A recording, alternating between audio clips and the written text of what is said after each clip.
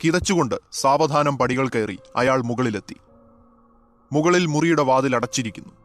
അയാൾ തന്റെ കൈവിരൽ മുട്ടുകൊണ്ട് ആ പഴകിയ തടിവാതിലിൽ തട്ടി വിളിച്ചു ചോദിച്ചു, ഇവിടെ ആരുമില്ലേ? യുവാവായ ഒരാൾ വന്ന് വാതിൽ തുറന്നു. ആരാണെന്ന ഭാവത്തിൽ ആഗതനെ നോക്കി. മിസ്റ്റർ ആഡം സ്മിത്ത്, ഇവിടെയാണോ താമസം? ഞാൻ അദ്ദേഹത്തെ കാണാൻ വന്നതാണ്. ആഗതൻ പറഞ്ഞു. അതെ, ഞാനാണ് നിങ്ങൾ അന്വേഷിക്കുന്നയാൾ. വരൂ, അകത്തിരിക്കാം. വളരെ ഇടുങ്ങിയ ഒരു കൊച്ചുമുറിയായിരുന്നു അത്. മുറി നിറയെ പൊടി പിടിച്ച പത്രക്കെട്ടുകളും കട്ടി ബൈൻഡുള്ള പുസ്തകങ്ങളും ചിതറിക്കിടന്നിരുന്നു. മുറിയുടെ മൂലയ്ക്ക് ഒരു പലകക്കെട്ടിൽ വിശ്രമിക്കുന്നു. മുറിയിലെ ആകെയുള്ള ഒരു ജനൽ തുറന്നിട്ടിരിക്കുകയാണ്. അതിന്റെ ഇരുമ്പഴികളിൽ ചിലന്തി വല കെട്ടിയിട്ടുണ്ട്. വരൂ, ഇവിടെ ഇരിക്കാം. സ്മിത്ത് അയാൾക്കിരിക്കാനായി ഒരു തടിക്കസേര വലിച്ചിട്ടു. അതിന്റെ മരക്കാലുകൾ തറയിൽ വലിഞ്ഞ് വിസിലടിക്കുന്നതുപോലെ ഒരു ശബ്ദമുണ്ടായി. ഇവിടെ സൗകര്യങ്ങൾ തീരെ കുറവാണ്, വന്നയാളോടായി സ്മിത്ത് പറഞ്ഞു. ഓ, അത് സാരമില്ല. എന്റെ പേര് ബ്രില്യൻ്റ് എന്നാണ്. ഞാനൊരു ബിസിനസ്സുകാരനാണ്. ഈ നഗരത്തിൽ ഞാൻ ആദ്യമായിട്ടാണ് വരുന്നത്. ഈ സ്ഥലം തിരഞ്ഞ് കുറെ നടന്നു. ഞാനിവിടെ വന്നിട്ട് 2 ദിവസം ആകുന്നതേ ഉള്ളൂ. നേരത്തെ താമസിച്ചിരുന്ന സ്ഥലത്ത് നിന്ന് ചില കാരണങ്ങൾ കൊണ്ട് മാറേണ്ടി വന്നു. സ്മിത്ത് പറഞ്ഞു. ഓ, അത് ശരി. ഹോ, പുറത്ത് ആരെയും ഉരുക്കിക്കളയുന്ന ചൂടാണ്. എനിക്ക് കുടിക്കാൻ ഇത്തിരി വെള്ളം തരാമോ? ജനൽപ്പടിയിൽ തണുത്ത വെള്ളം നിറച്ചു വെച്ചിരുന്ന മൺകൂജയിൽ നിന്ന് ഒരു ഗ്ലാസ് വെള്ളമെടുത്ത് സ്മിത്ത് അയാൾക്ക് നേരെ നീട്ടി. സ്വർഗം കിട്ടിയ സന്തോഷത്തോടെ അയാൾ അത് മുഴുവൻ കുടിച്ചു. ശേഷം തന്റെ കോട്ടിന്റെ പോക്കറ്റിൽ നിന്ന് തൂവാലയെടുത്ത് മുഖം തുടച്ചുകൊണ്ടയാൾ തന്റെ വരവിന്റെ ഉദ്ദേശം വിവരിച്ചു തുടങ്ങി. സ്മിത്ത്, ഞാൻ നിങ്ങളെക്കുറിച്ച് ധാരാളം കേട്ടിട്ടുണ്ട്. ഞാൻ നിങ്ങളെ ഒരു കേസ് ഏൽപ്പിക്കാനാണ് വന്നത്. ബ്രില്യൻ്റ് പറഞ്ഞു. മിസ്റ്റർ ബ്രില്യൻ്റ്, കാര്യം പറയൂ. ഏകദേശം 2 വർഷം മുമ്പാണ് ഞാനും എൻ്റെ സുഹൃത്ത് റോണിയും കൂടി പാർട്ട്ണർഷിപ്പിൽ ഒരു ബിസിനസ് തുടങ്ങുന്നത്. തുടക്കത്തിൽ ഞങ്ങൾ കാലെടുത്ത് വെച്ചിരിക്കുന്നത് ഒരു വലിയ അബദ്ധത്തിലേക്കാണെന്ന് തോന്നിയെങ്കിലും പതിയെ പതിയെ ബിസിനസ് വളർന്നു. ഒരു നീണ്ട കാലയളവ് ഞങ്ങൾ അധ്വാനിച്ചതിന് ഫലം കിട്ടി. ഒരു ദിവസം ഞാനും റോണിയും കൂടി ഒരു യാത്ര പ്ലാൻ ചെയ്തു. നഗരത്തിൽ നിന്നും വളരെ ദൂരെയുള്ള ഒരു വനത്തിൽ ട്രക്കിങ്ങും താമസവുമായി ഒരാഴ്ചത്തെ യാത്ര. ഉരുളൻ കല്ലുകളും ചുവന്ന പൊടിയും നിറഞ്ഞ കാട്ടുവഴികളിലൂടെ ഞങ്ങൾ അവിടെ എത്തി. കറുത്ത് കരിനീലിച്ച കാടിന്റെ ഭംഗിയെക്കുറിച്ച് അതുവരെ കേട്ടിട്ടു മാത്രമുണ്ടായിരുന്ന ഞാൻ അന്ന് ആദ്യമായിട്ടാണത് കാണുന്നത്. കാടിന്റെ ആ ഇരുണ്ട നിറത്തിൽ എന്തൊക്കെയോ ഒളിഞ്ഞിരിക്കുന്നതായി എനിക്ക് തോന്നി. ആ വനത്തിൽ താമസിക്കുന്ന ഗോത്രവർഗക്കാരെയും യാത്രക്കിടയിൽ ഞങ്ങൾ പരിചയപ്പെട്ടു. അവരുടെ തലവനായ ആർച്ച്, നീളൻ തൂവലുകൾ പിടിപ്പിച്ച കിരീടവുമൊക്കെയായി ഒത്ത വണ്ണവും നീളവുമുള്ള ഒരു മനുഷ്യൻ. അവരുടെ വ്യത്യസ്തങ്ങളായ ആചാരങ്ങളും മാന്ത്രിക കഥകളും ഞങ്ങളെ രസിപ്പിക്കുന്നതിനോടൊപ്പം അത്ഭുതപ്പെടുത്തുകയും ചെയ്തു. കാടിനോട് ചേർന്ന് വനയാത്രയ്ക്ക് വരുന്നവർക്ക് താമസിക്കാനായി തയ്യാറാക്കിയിട്ടുള്ള ഒരു കെട്ടിടം അവിടെ ഉണ്ടായിരുന്നു. അവിടെയാണ് ഞാനും റോണിയും താമസിച്ചത്. ഒരുമിച്ച് ഒരു മുറിയിൽ താമസിക്കുന്നത് അസൗകര്യമായതിനാൽ ഞാനും റോണിയും തൊട്ടടുത്ത 2 മുറികളിൽ താമസിച്ചു. സൗകര്യങ്ങൾ തീരെ കുറഞ്ഞ ചെറിയ മുറികളായിരുന്നു അത്. മുറിയിലാകെ വീതി കുറഞ്ഞൊരു കട്ടിലും മേശയും കസേരയും മാത്രമേ ഉണ്ടായിരുന്നുള്ളൂ. രാത്രിയിൽ കെട്ടിടത്തോട് ചേർന്ന് ഒരിടത്ത് തീയും കൂട്ടി ആഹാരം പാകം ചെയ്താണ് ഞങ്ങൾ അത്താഴം കഴിച്ചിരുന്നത്. ആ തീയുടെ മഞ്ഞ വെളിച്ചത്തിൽ ഞങ്ങൾക്കൊപ്പം ഒരു ഗോത്ര ബാലനും വന്നിരിക്കുമായിരുന്നു. കായേൻ എന്നായിരുന്നു അവന്റെ പേര്. ഇടയ്ക്കൊക്കെ അവൻ വരുമ്പോൾ ചുട്ട പന്നി മാംസവും കള്ളും കൊണ്ടുവരും. അവന് പേടിപ്പിക്കുന്ന കുറെ കഥകൾ അറിയാമായിരുന്നു. ദുർമന്ത്രവാദത്തിന്റെയും ആഭിചാരത്തിന്റെയും കഥകൾ. ദുർദേവതകളെ പ്രീതിപ്പെടുത്തി അതിശക്തന്മാരായി ലോകം കീഴടക്കാൻ ശ്രമിക്കുന്ന ദുർമന്ത്രവാദികൾ ആളുകളെ തട്ടിക്കൊണ്ടുപോയി കണ്ണും കരളും ദേവതകൾക്ക് കാഴ്ചവെക്കുമായിരുന്നു അത്രേ. അസാധാരണമായ കഥ പറച്ചിൽ ശൈലിയിലൂടെ കായേൻ ഞങ്ങളെ മറ്റൊരു ലോകത്തെത്തിക്കുമായിരുന്നു. രാത്രിയിൽ നിലാവിന്റെ ഊറി വരുന്ന നീല വെളിച്ചത്തിൽ കേട്ട അത്തരത്തിലുള്ള പല കഥകളും എന്റെ ഉറക്കം തുലച്ചിട്ടുണ്ട്.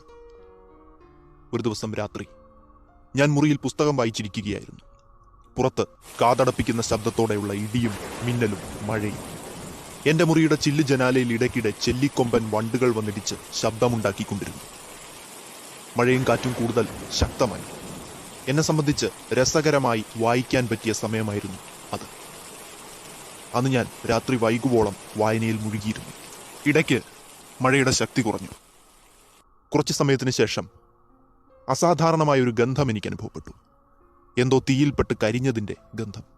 അന്ന് ഗോത്രവർഗക്കാരായ ആളുകൾ ഒരു കാട്ടുപന്നിയെ വേട്ടയാടി പിടിച്ചിരുന്നു.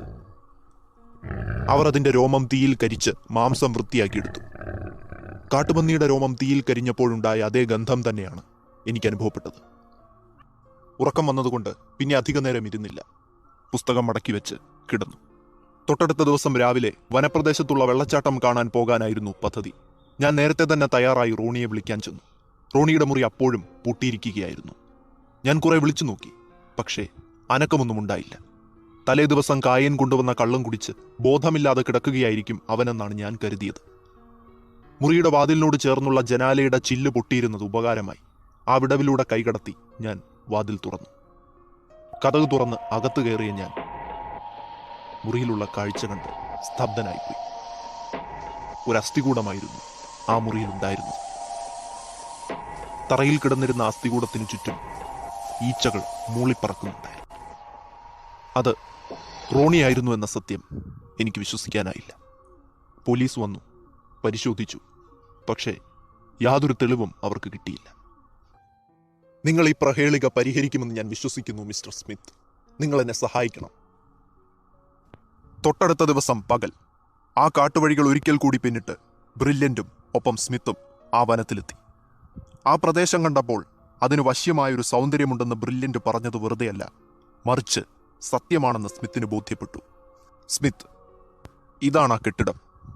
കുറച്ചു ദൂരെ ഉയർന്നു നിൽക്കുന്ന ഒരു പഴഞ്ചൻ കെട്ടിടത്തിലേക്ക് വിരൽ ചൂണ്ടിക്കൊണ്ട് ബ്രില്യന്റ് പറഞ്ഞു. അവർ നടന്ന് അതിൻ്റെ അടുത്തെത്തി. ഇതാണ് ഞാനും റോണിയും താമസിച്ച മുറികൾ. റോണി താമസിച്ചിരുന്ന മുറിയുടെ മുൻപിലെ പൊട്ടിയ ജനാലച്ചില്ലിലേക്ക് നോക്കി സ്മിത്ത് ചോദിച്ചു, നിങ്ങൾ ഇവിടെ വരുന്ന സമയത്ത് ഈ ജനാലച്ചില്ലുകൾ പൊട്ടിയ അവസ്ഥയിൽ തന്നെ ആയിരുന്നു? അതെ, ബ്രില്യന്റ് മറുപടി പറഞ്ഞു. ആ ജനലിന്റെ മുകളിലുണ്ടായിരുന്ന ഉരുണ്ട ഫിലമെന്റ് ബൾബ് അപ്പോഴും കത്തിക്കിടക്കുന്നുണ്ടായിരുന്നു. ആ കെട്ടിടത്തിന്റെ മേൽനോട്ടക്കാരനായ മധ്യവയസ്കൻ റീവ് അപ്പോൾ അവിടേക്ക് കടന്നു വന്നു. ബ്രില്യന്റ് അയാളെ സ്മിത്തിന് പരിചയപ്പെടുത്തി. മിസ്റ്റർ റീവ്, ഇത് കണ്ടില്ലേ? ഈ പട്ടാപ്പകലും ബൾബ് എരിയുന്നു. കെട്ടിടത്തിന് സമീപം വളർന്നു നിന്നിരുന്ന കരിഞ്ഞുണങ്ങിയ തലപ്പുകളോടുകൂടി ഒരു കുറ്റിച്ചെടിയിൽ നിന്ന് ഒരു കമ്പൊടിച്ച് അയാൾ ആ ബൾബിന്റെ സ്വിച്ച് ഓഫാക്കി. എന്നിട്ട് സ്മിത്തിനോടായി പറഞ്ഞു, സൂക്ഷിച്ചില്ലെങ്കിൽ ഷോക്കടിക്കും സർ. ഇതും പറഞ്ഞയാൾ തിരിച്ചുപോയി. അപ്പോഴാണ് സ്മിത്ത് അത് കണ്ടത്. ആ ബൾബിന് ചുവട്ടിലായി എന്തോ കരിഞ്ഞു പറ്റിപ്പിടിച്ചിരിക്കുന്നു.